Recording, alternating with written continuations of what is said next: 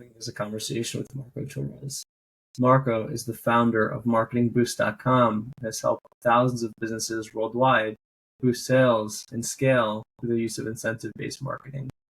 Tune in to hear more about his story. So, Marco, what is incentive-based marketing?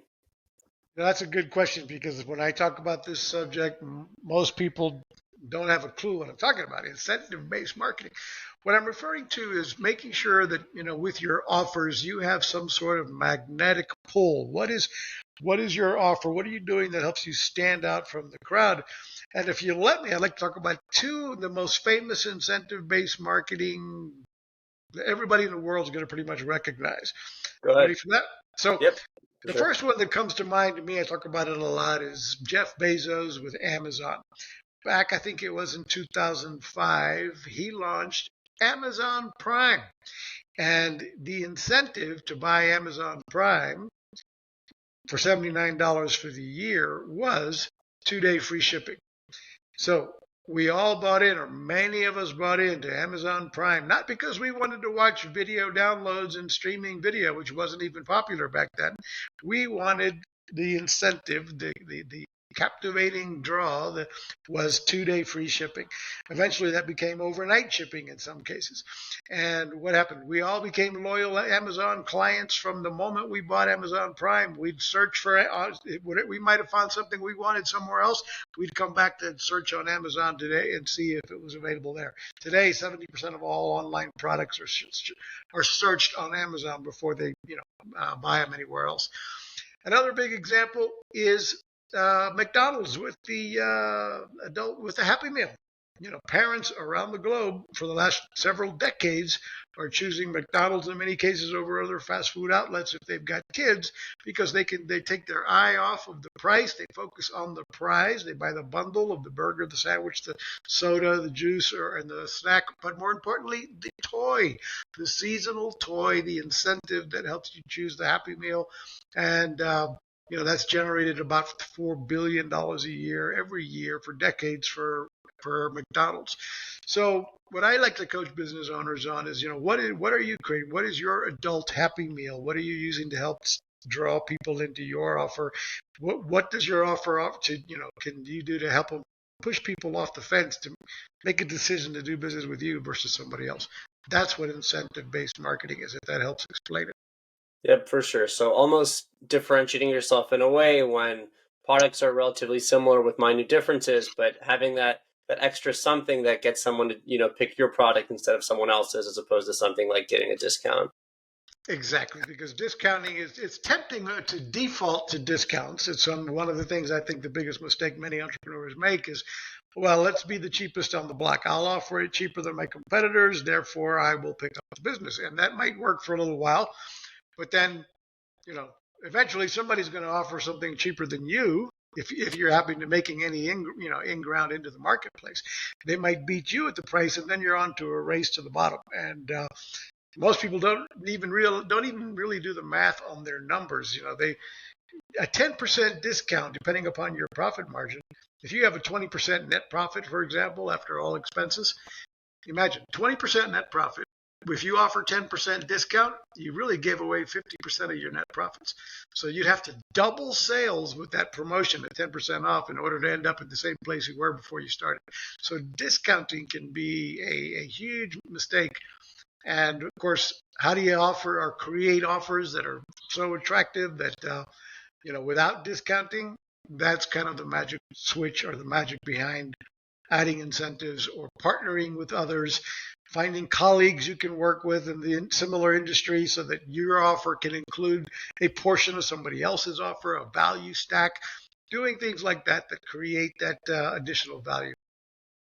I think that's some great insight. And I think kind of as a joke there, it seems like all marketers are low-key accountants in the background knowing knowing some of their numbers. So that's funny. But I agree in the sense that no one really wants to be at a race towards the bottom, because, ultimately I think the way that most companies measure their marketing statistics or the success of their marketing is, through the return of sales. And, you don't want to use too much of that budget or give away too much of that margin. So I do think incentive marketing is a really interesting way of looking at things. Additionally, you seem to be really, really knowledgeable about this stuff, and I appreciate you explaining everything really in depth and why incentive-based marketing kind of works. But ultimately, at some point, you weren't working in marketing, so would love to know why you eventually got it, why you chose marketing as a career path, then kind of why you've stayed the course for as long as you have.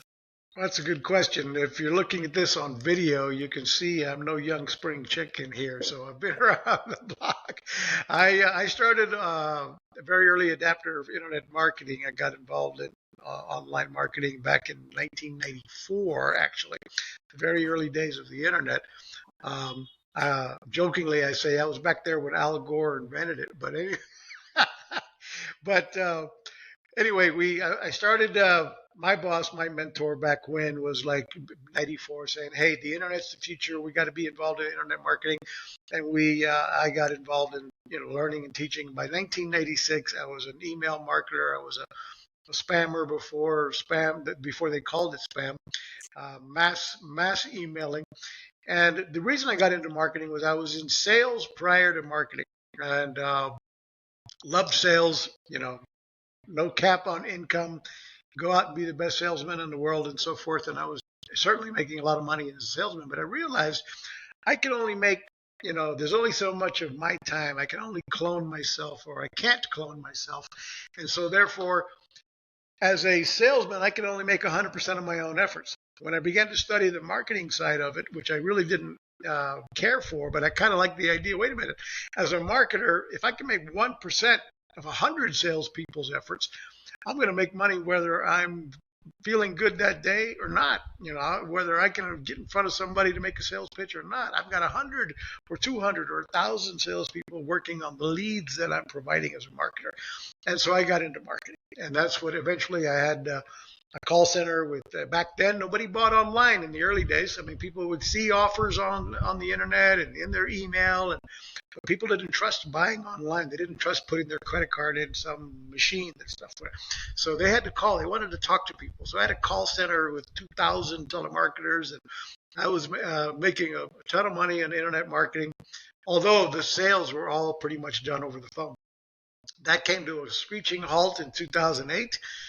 Boom, the industry that I was in, everything crashed in 2008, 2009. And I jokingly say I had one of my best sales years ever. I went back to sales. I sold my house. I sold my cars. I sold my boat. I sold my motorcycle. I sold furniture. I mean, I really had a rough couple of years there and had to reinvent myself again in my life. And by 2010 and so forth, I was back on track. Interesting to hear. I know, you mentioned you just had recent, well, I don't want to say recent, 2008 is what, 15, almost 16 years ago. So, the other thing I wanted to get into, what would you say were kind of some of your early career challenges when you were working in marketing? And now that you mentioned it, some of the biggest challenges you had when you had to reinvent yourself during the financial crisis. Well, one of the key things that actually eventually fell into what is marketingboost.com today, one of the companies that I own that I'm the most passionate about and still get fired up about every day and tell the world about it. But it came about, we got into the travel business in 2010. I got back into the travel business with my own companies and a couple of partners.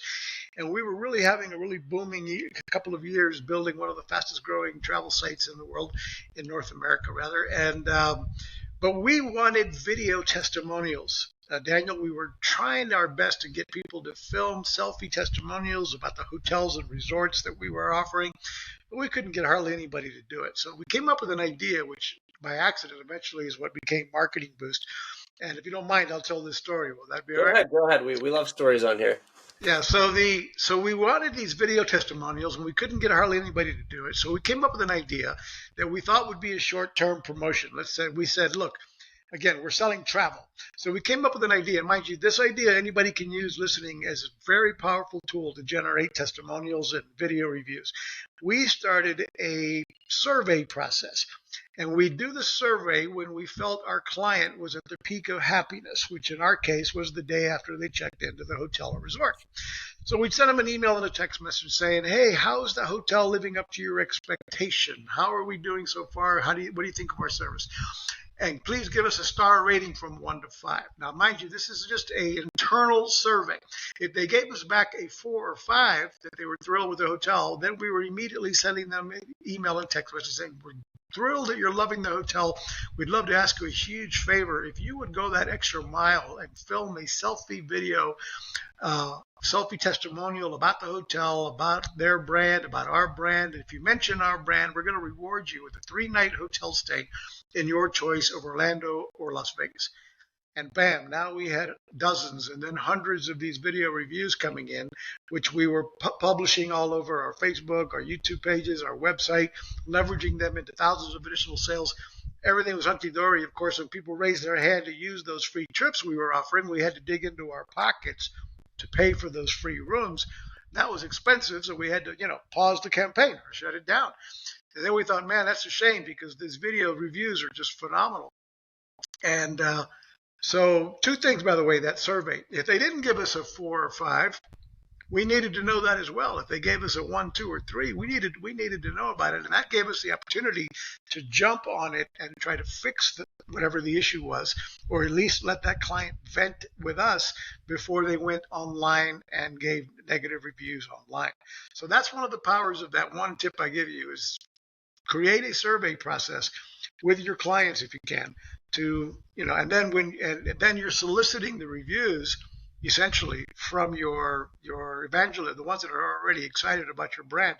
And if they're not thrilled, you have the opportunity to fix things and then ask them for a review, and you'll help you control your online reputation. But back to the incentive business, we were giving these away, and of course it was expensive. So we went back to these hotel partners and we said, hey, if we've got a solution to a problem that we know you have, if you're honest. The hotels, let's be honest, your hotel's never full year round. I mean, you're full on certain weekends, peak season, holidays, special events, but the majority of the year, 30 to 50% of your rooms are going empty. Yet you still have all the same fixed costs, the mortgage payments, the electric bill, the maintenance staff, etc. The only extra expense for that hotel room is the maid service. And so they agreed, and we got a few hotels in Orlando and Vegas to participate, giving us their empty hotel rooms that would otherwise go empty, and we could now fulfill the giveaways we were doing. And then we thought, man, if we could get hotels around the world to participate with this, we would have a whole new standalone business. And that's what became MarketingBoost.com today, where we provide business owners around the globe the opportunity to give away complimentary hotel stays from 3 to 7 nights in 130 destinations around the world, creating that wow, surprise, and delight factor, creating that incentive that you can add to whatever your call to action is to enhance your call to action to stand out from the crowd, to have your adult happy meal. Now, whether you use Marketing Boost or not, I mean, obviously it's pitching, For sure, bias to my own product line. I still believe in creating an incentive, whether it be your own products, a buy one, get one free offer, anything works better. Those type of incentives have been proven, and studies have been made that show that people react better to value add incentives than they do a discount. That's why grocery stores have, buy one, get one free offers. And there's just a lot of proven factors in adding value versus discounting. But anyway, that's what became Marketing Boost. We offer now restaurant incentives as well and hotel savings cards, plus the complimentary hotel stays. Give you an idea. I think it's a really interesting story, and thank you for sharing. And I really like that kind of 2 checkpoint approach in the sense that, the first one you're trying to solicit from your customers really, what their opinion is, get a star from 1 to 5, and then you kind of split that into 2 different categories. The ones that give you a 4 or 5, you're like, hey, if you do this, we'll give you this incentive to kind of publish that. And the ones that give less than a 3, you're not incentivizing them to publish something. You're learning what's happening with them. You alleviate, why they gave 1 or 3 stars. Hopefully they go up to 4 or 5, and then you give them an incentive. So I think it's a really neat trick that you mentioned for sure.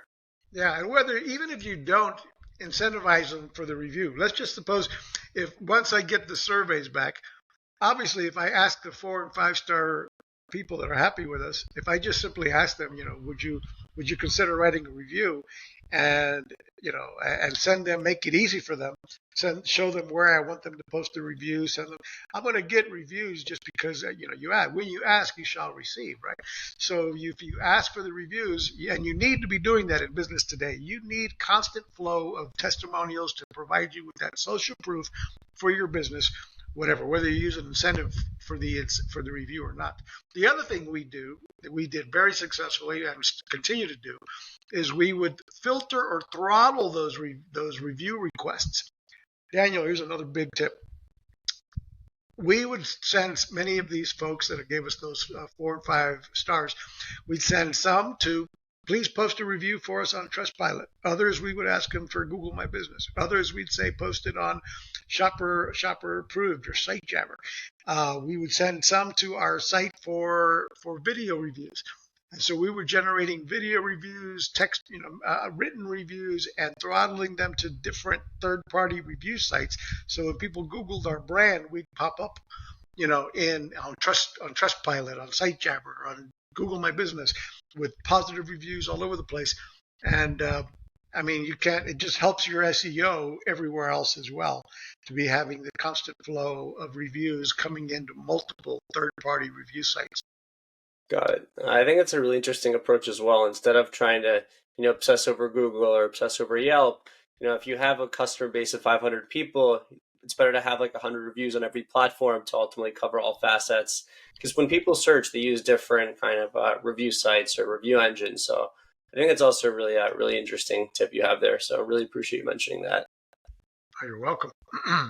The other thing I wanted to get into, I think you've clearly shown you're, I don't know if you love this term, but a wizard regarding incentive-based marketing. But for a lot of companies that are starting out today, or a lot of entrepreneurs or business owners that aren't really familiar with marketing or don't have a big marketing background, do you think there are any common problems that these people face or any common misconceptions that you see new business owners having regarding marketing? Well, the first thing I'd recommend is there's a couple of new books on the market. They're relatively new on the market that I think are, you have to be educating yourself as a new entrepreneur for this. This is not something that just, you build it and they will come. Whatever business you launch or build, it's never, in my opinion, it's never been easier. There's never been a better time in the world to be an entrepreneur as it is right now. The technologies that are available so affordably, the CRMs that are available, the platforms to build your website, your sales funnels, and the training and the education that's available, for so affordably with, YouTube channels and so forth. But one couple of books I'd recommend: Alex Hormozzi's 100 Million Offers, How to Make Your Offer, how to make offers so amazing that people feel stupid saying no. It's a great book on helping you design your value stack that I'm referring to, creating your value stack and creating your own internal, so to speak, incentives to make your offer look so valuable or so powerful that people feel stupid saying no. If you add to that the marketing boost incentives, forget about it. He doesn't talk about marketing boost, but I'm just telling you that adding this type of incentive can only make that potentially even more successful. He also has another book he just launched called 100 Million Leads, where he's training on how to be generating constant flow of leads. And one thing business owners, I think a lot of business owners fear is they don't want to consider themselves a salesperson. They look at sales as, oh my God, I hate salespeople, pushy salespeople, whatever. And so they have this mindset that I don't want to be a salesman. But then again, if you're not going anywhere. Because business, nothing happens until somebody sells something. So whether you're an attorney, a doctor, or candlestick maker, or whatever it is you do, somebody's on your team has got to be responsible for building sales, whether that happens online or over the telephone or on Zoom consultations or what have you. You need a constant flow of new leads, and that's where marketing comes in. You need to be creating the marketing campaigns and strategies that are going to be bringing in new blood, new prospects into your workflow. And hopefully you have a CRM in place. In today's world, you need the automation of building out a way to communicate with your clients with email, text message, voicemail broadcasting, and organize all that so that it's the drip campaigns are automatic. So you're communicating with your prospects and nurturing them until they are reaching out and asking for the purchase. The days of one call close, with outbound telemarketing, it still happens, but that's not the norm. People expect, they want to read, they want to know who you are, they want to like you, trust you, and so you have to be working on setting yourself up as the expert, the authority, and there's a lot of ways to do that, and some of that is educating and following what others do to learn how to do that. Got it. So really being able to showcase the value that you bring and kind of, no pun intended. Well, actually, yes, pun intended. Offer some incentives, make your product so good that people, they have trouble saying no to buying what you're offering. Either that, or at least subscribing to your podcast, or downloading your adding incentives, for example, to your what I call your draw cards, right? Your what's the word I'm looking for? That happens to me all the time, Marco. Don't worry. I'm always at a loss for a certain loss word. for a word here, right? Yeah, but you've got this. You're looking to be able to bring in consumers. Download your PDF, or watch your video, or read your ebook. And using these that type of draw card to get them in. But a lot of people, they're not always willing to give up their name, phone number, and email in order to download your PDF. But you do need that. You need to create that content, or that database of prospects that you can nurture. So adding an incentive, for example, hey, download my PDF on why how to buy your first home if you're a realtor, how to buy your first home with no money down, or how to, buy a first home with, whatever your expertise is, right? And so you're like, why to buy, sell, rent, check out my PDF, download that now. And by the way, just for downloading the PDF, you're going to get a $100 restaurant savings card, good at restaurants in your backyard, in your zip code. Now you've given me another reason to, one, read your content, and two, get my instant gratification of a $100 restaurant savings card. And in order to get that hotel savings card, I need to give you what? An accurate email, phone number, maybe a text message, because you might say, give us your phone number so I can text you your code for your $100 restaurant savings card. And now you're getting an accurate phone number, email, and you're putting that into your database to nurture with additional content, and little by little, or follow up with virtual assistant doing telemarketing, booking people onto your Zoom call. We have people using our incentives, for example. The next incentive, micro incentive for a micro call to action, might be book an appointment with my team. No obligation Zoom call. We're going to reward you with a $100 or $200 a $200 hotel savings card, good at 1 million hotels worldwide, if you book that appointment on Zoom and show up on time. So now you can kill two birds with one stone. Get more appointments booked and eliminate the no-shows, because all your reminder messages can be saying, don't forget, show up tomorrow 2 p.m. for our meeting, and I'm going to reward you with a $200 hotel savings card, good at 1 million hotels worldwide. And now you're getting more of those appointments booked for yourself or your team, and you're getting less no-shows, which is, if you have more people to talk to every day, guess what? What does that mean? More sales. Likely more sales. Got it. Do you ever worry that with incentive-based marketing that people are just kind of going right at the incentive without regard for a certain product, or is there faith that most of the time the people that you target, offering incentive to, some of them you'll be able to convert to customers?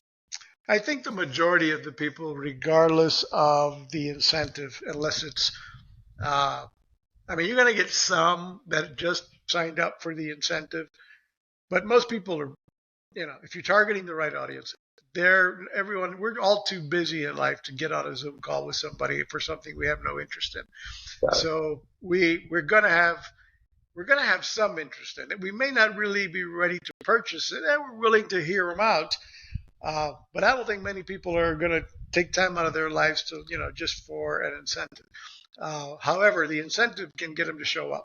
I've seen that, or whether it be show up for a webinar, that might be another way to do it, where even if you do get a number of them into the mix just because they want to show up for the incentive, but if you've got multiple people on the same Zoom call or on the same webinar, then who cares if there's 2 or 3 losers in the mix that are there for the incentive, and you've got 20 other people on the live webinar because they're interested in the product, and they're coming because you're promising, hey, don't come to the webinar. I'm giving away 5 nights in Cancun to somebody on that call. So join us, stay till the end. You might be the winner of 3 nights in Las Vegas or 5 nights in Cancun.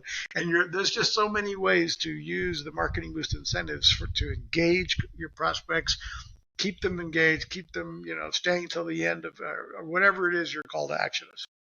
You have a good radio or podcast voice. The way you said it sounded so natural. I thought it was a commercial for a second. Like you could be the lucky winner of 4 or 5 days. Join us live today. You could be the next winner. Exactly. No. So if you ever had another career, I think any radio station or a podcast would be lucky to have you. But so from your perspective, like most people won't. I mean, I'm sure there's like a few bad apples, but most people like don't want to just game the system. If they're actually there, like there's someone interested in listening and hearing more about the product and maybe being a customer. Yeah, absolutely. Cool. And one big thing I'll share, you've got Black Friday coming up in a couple of months, Cyber Week, Christmas holidays. It's really a good time to look at what are you going to do for, as a marketer, you need to have a marketing calendar, by the way. And that means you need to plan in advance. Don't be always waiting till the last minute saying, oh, Black Friday's next week. What do we have in mind to, So you want to be planning and creating a full-blown calendar that you can be getting your creatives done in advance, planning your pricing strategies. If you're going to be off, or, what can you do to create that value stack that's special for Black Friday, for Cyber Monday, Cyber Week. If you're not marketing, you're doing something special for that week, let me tell you, you're missing the boat. That is one of the, for whatever darn reason, doesn't make any sense to me. People go crazy shopping online to buy whatever kind of product or services. They're looking for deals, looking for expecting discounts and specials. And of course, you want to try to hang on to your price point, not discounting just to discount for Black Friday, because then, okay, you may have to have all this volume, but if you're giving away the profits. So again, value stacking, partnering with others. And what do I mean by partnering with others? Here's an idea, Daniel. I mean, if you're a business coach, you've got a course that you offer, for example, maybe you're partnering with somebody else. Hey, when you buy our course, you get our partner, my colleague's course, or half of his course, part 1 of his course for free. And you do the same for him. When he sells his course, he's giving a portion of your course for free, or last year's course for free, or what have you. Now you can both share the leads of the database and attempt to make up sales for your own products. So you're partnering with others in something that's potentially, what's the word I'm looking for? That enhances each other's product lines or services or coaching. And then as you're partnering with them, you might be putting on webinars together. You end up putting on live events together and, sharing speaker opportunities where you're both experts and authorities. But the simple solution is, adding incentives. It's nothing new. The travel incentives have been around in big companies for decades, and it's been expensive to do so. Marketing Boost we're not the first to do travel incentives, but we reinvented the wheel. We've made it incredibly affordable for Marketing Boost members to access these high value travel incentives, restaurant and hotel savings cards. And we've made it became a win-win-win. It's a win for the hotels that partner with us, a win for the Marketing Boost member, a win for the consumer who gets the incentive because they get to travel for pennies on the dollar, and a win for the community, the destination where people travel to, because people are spending money in that destination, and bartenders, waiters, everybody's, the whole community is generating additional cash flow.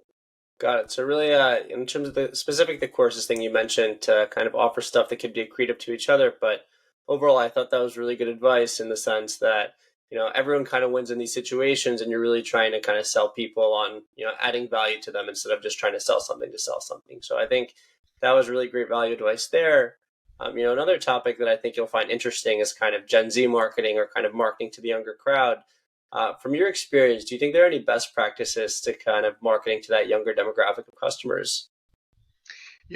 Every niche has its unique, as you're pointing out, its unique strategies required and outlets of marketing. I honestly have to tell you that I'm not an expert at marketing to that Gen Z community just yet. I've always focused on the 30 years of age and up, and for the reason that in my case, in our cases, we're usually, most of our consumers are, we have found to be 35, 40, 50 and up. They've already gone, they've launched their own businesses, and they've got a higher income levels, and they are potentially at least in a higher opportunity to invest in business or in building their businesses. But that's changing. A lot of these Gen Zs are really sharp marketers. They're the influencers and everything else. And so how to go about doing that, I'm not the expert at, and that's something I need to get better at. So I won't bother to try to give you coaching ideas there.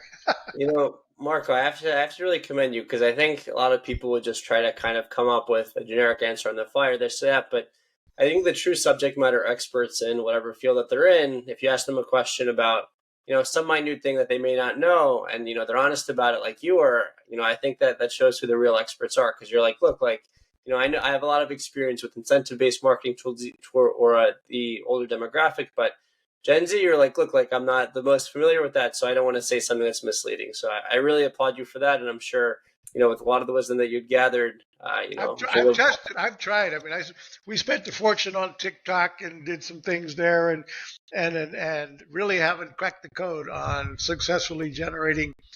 I mean, I've got the views and the clicks and whatever, but I haven't generated a lot of revenue from that niche marketplace yet. So, therefore, we've currently pulled back. But it others might be knocking it out of the park, but I haven't done it yet. It's all good. You'll get there, Marco. I'm sure. Only a matter of time. So appreciate the answer on that. The other thing regarding incentive-based marketing, I know you've mentioned the kind of specific incentives people may get, or kind of how you go about that process. But what do you think are the best mediums for communicating with customers regarding incentive-based marketing? Whether it be email or calling or kind of Facebook ads. Would love to know your thoughts around that. Yeah, no, it's still a mix. I mean, with my companies and my partners and I, we have over the last 10 years spent on Facebook alone about close to $100 million Wow. in advertising on Facebook over the last 12 years with our different travel companies and what have you. Of course, that's changed a little bit. Facebook ever since uh, with the changes they made with the iPhone and what is it called, iOS 14 and 15. iOS. Yeah, Mhm. iOS 14 and 15. Those changes really changed the strategies on Facebook marketing, on the successes we used to have, being able to target users and pretty much losing 50% of the ability to target iPhone users was a big hit. However, it's still effective. We're still marketing on Facebook. We're still marketing on, obviously pay-per-click ads. We still do. We find YouTube ads. I'm finding YouTube to be more successful for me now than before. So YouTube, but it's a mix of all of it. You're generating. We're doing the YouTube ads, the Facebook ads, pay-per-click ads on Google. Email marketing has been around since I started on the internet in 1996. It's still successful today. I don't get the 60% open rates I used to get in 1996, but if you can get 15, 20% open rates, you're knocking it out of the park. It still can be very effective. So you've got to be building that email. All of these campaigns and whatever you're doing, you want to have that mix where leads are coming in from different sources. You're tracking all of these different sources, and you are nurturing leads as they come in with email, with text messaging, which obviously text messaging is more effective than email in the sense that 90% of the people still see and open their text messages. Ringless voicemail broadcasting is something I do now as well. I've been doing that for quite some time. If you're not familiar with that, it's a way to communicate with prospects, sending them a voicemail with your own voice, for that matter, that sounds like they missed a phone call from you. So they filled out a lead form of yours online, In my case, when they join my Facebook group, for example, the very first thing they're getting is a welcome message from me via ringless voicemail, welcoming them to my community. And many people respond back with, "Hey, I'm sorry I missed your call," and they kind of feel like, "Wow, the CEO of the company sent me called me up," or what have you. And of course, they got that voicemail welcoming me, and then from then on, they're getting emails, text messages, maybe even another voicemail down the road to take whatever call to action I'm asking them to do. And it's all about nurturing and showing and providing value as part of the key to this. What constant value can you deliver that you begin to look like a source of ideas or source of value, that they look to you as the expert and authority, and that eventually they're willing to buy your product or service to check it out and see if what you promise is what you're going to deliver. Then the next step, of course, is deliver. Got it. So it could be a combination of mediums depending on kind of what your customer values most. And then once you know more a little bit about your customer, you kind of target that medium to hopefully kind of generate the highest ROI. Correct. And of course, I'm sure you're familiar with it, Daniel, but maybe all your listeners aren't. But I mean, the retargeting, of course, that's been around for I don't know, a long time now. But retargeting is probably one of the most effective ways to market. What's your most expensive lead might be when they first come into your world, the first time you got them to click to your website or what have you. But now you've got to set up the retargeting campaigns, which can be retargeting on Google, retargeting on Facebook, retargeting on banner ads and what have you. But you've got them to click on you at one point. They need to see you 7 to 15 times before they're actually going to come back and take action with you. So the investment in retargeting campaigns is really important, because that's where they're going to continue to see your brand, your face, your marketing. They've seen it online, then they see your email, then they see your text message, then eventually they're going to hopefully click back from one of the different retargeting efforts you're doing and come back into your, opportunities to get in front of them for a sale. Got it. That's fair. I appreciate the in-depth advice there. On a higher level, are there any new general marketing trends or any general new incentive-based marketing trends that you notice in the market that you think business owners should be aware of? The marketing trends that I think business owners need to be aware of, must be aware of, if they're not using, about 50% of the business owners we speak to on a constant basis are using some sort of CRM platform out there, whether it be ClickFunnels or HubSpot or Go High Level or what have you. I offer a version within Marketing Boost. We have a platform we call Automation Booster. But I think in today's world, if you're not set up with automation, if you're not using a CRM system that's going to help you automate the drip campaigns, the email, text message, voicemail broadcasting, etc. If you're not automating all of that so that you're actually making money while you sleep, so your systems are sending messages, every day on the, following up on client, and then integrating artificial intelligence as well. If you're not doing all of that, you're not really serious about your business. And with technology today, it's super affordable and relatively easy to set up with the right staffing. Then you're just missing the boat. And one mistake too many entrepreneurs make is because that is intimidating to set up, regardless of which platform you're using. It's intimidating. It's complex. There's a learning curve to use that technology, but it's affordable. I mean, if you're trying to do everything on your own in today's world as a solopreneur, entrepreneur getting started, the biggest mistake most entrepreneurs make is they go at it alone. They think they're kind of a control freak. They want to learn everything themselves. It's a good idea to learn it. It's not a good idea for you to try to implement all of it. You need to hire virtual assistants. You need to hire experts on your team to hire people smarter than you at whatever you're deficient at. And if that's building your website, hire somebody else to do that. If that's setting up your automation, get somebody else to do that. If that's, and it's never been easier to have virtual assistants from whether they be in your backyard or across the world, with platforms like Upwork and Fiverr and so on, to find quality people that can help you do anything you do over and over on a constant basis every day should be set up as a business process and outsourced. Got it. Okay. I think that's great advice too. So really to leverage automation as much as you can and kind of outsource in the certain deficiencies that you have, whether they be marketing or any other business functions. So those bottlenecks aren't bottlenecks anymore. Exactly. Awesome. Well, we've gotten towards the latter part of the show. There's a new segment I like to have. I call it the Fast Five. So 5 personal questions. I think you'll find really fun answering, but appreciate all the marketing advice. The first, one of the questions I wanted to ask, what's your favorite book, Marco? My favorite book has been since I was a young kid. My dad turned me on to How to Win Friends and Influence People by Napoleon Hill. And that was one of the first books that set me on a path of entrepreneurship and sales.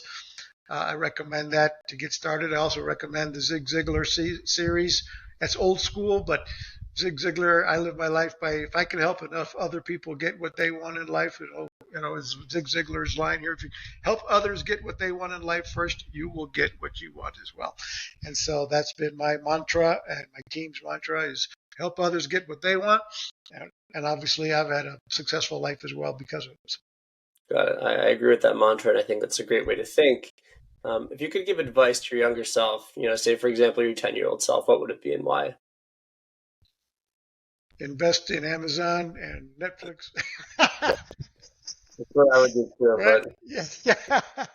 But no, I would definitely say diversify you make money for a reason, right? But most of the one thing too many young people, including what I used to do, is spend too much of it early on, spending it to keep up with the Joneses, spending it to look as good as my neighbors, buying a bigger house, having a bunch of cars in the driveway, and when 2008 hit me, that was my learning wake up call. I had 7 cars in the driveway, a big house down the street from well, whatever. The point being was when shit hit the fan, that's 2008. Little by little, I lost most of that. I did not have the diversified investments. I did not have, real estate investments, stock investments. Early on, instead of spending money on trying to look fancy, put the money, drive an old car. Like, don't worry about what you look like. Put the money away and make sure you've got plenty of it and invest it in different areas before you start worrying about what kind of car you're driving. Because by the time the payments on these expensive cars, insurance and everything else, you could be building a lot of wealth that's going to protect you in a downturn instead of worrying about what you look like. I think that's beautiful advice there for sure. If you could have dinner with anyone throughout history, who would it be and why? Oh, good question. Dinner with anyone, and who would it be and why? You're going to have to move on to the next question while I think about that one for a second here. No worries. I always love to, I'll get on to the next one, but I always love to ask these last few because it gets really people to wonder. And, I know a lot of my shows focus on kind of the business function, but I think it's also interesting to learn about the person behind the screen or kind of behind the business. Well, what comes to me right off the top of my head, and it's not because I think him to be so amazing or anything like that, but I would certainly love to have dinner with Donald Trump, and I'll tell you why. I've never seen anybody take so many hits and still keep fighting, still standing strong. Whether those hits are well deserved or not, whether he brought them on himself, whether he deserves the attacks he's getting. I just think, wow. He just keeps getting knocked down and keeps coming right back, and that's powerful. And I'd like to learn how to from him over dinner. Tell me about that. How does he freaking do it? That's one thing that impresses me about Trump, because he just keeps on going. I would have given up way a long time ago with that.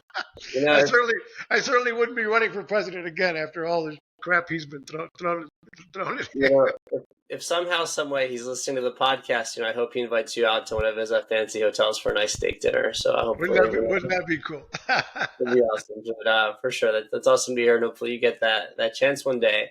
A few last things I wanted to ask. You've had a really successful career in marketing and seem to be able to offer a lot of advice for other businesses and kind of how to kind of gain customers and succeed in that function. Right now in your personal life or professional life, what would you say brings you kind of the most happiness?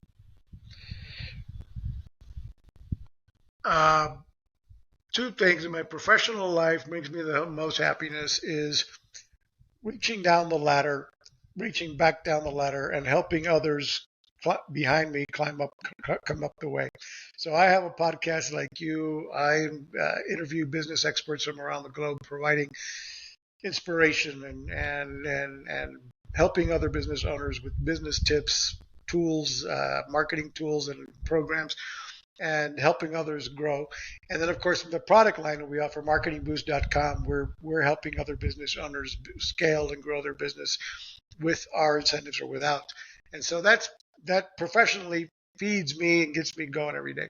Personally, on the personal side, I like to go sailing. I have a AKA, I'm known as Captain Marco. If I'm not working, I'm boating.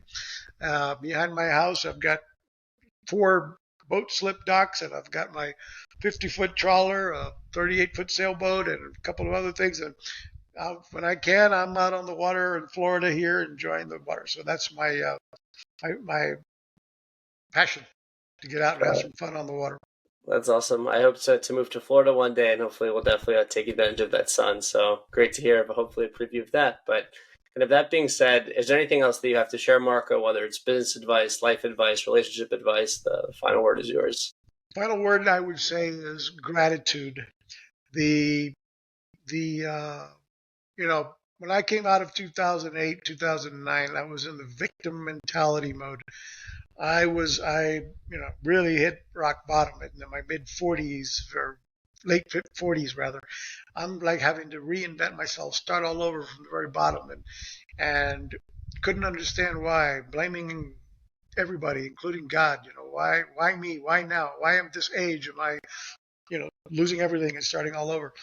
And that victim mentality is in today's world.